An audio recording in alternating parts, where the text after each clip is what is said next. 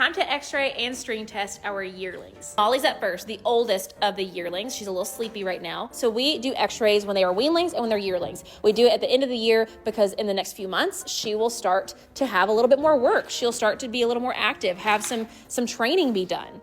We want to know if there's anything to be mindful of when they start work, or if there's a reason we need to delay their training. So they take the x-ray and then it pops up over here.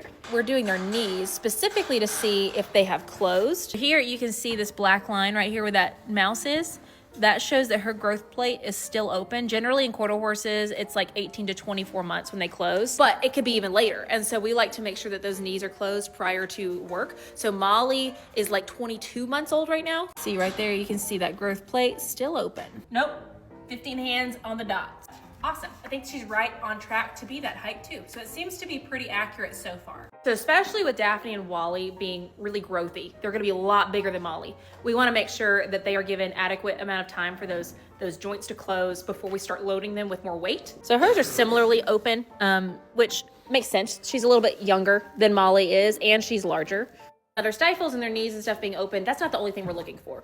We're doing similar to what we did with the weanlings earlier, where we're just on a fact-finding mission. You know, if they've had some trauma out in the pasture and they have some sort of anything that could cause them problems later on, we would just rather know about it now and make plans for them on, you know, their training kind of like timeline and what's best for them based off of that. I think she was 16.3 or like predicted to be 16.3 when we did this as a weanling. 16.2.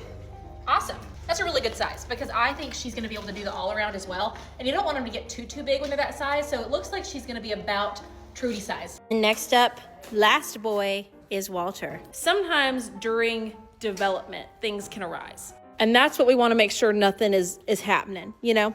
Sleepy Wally. Don't pay attention to the blood on the floor.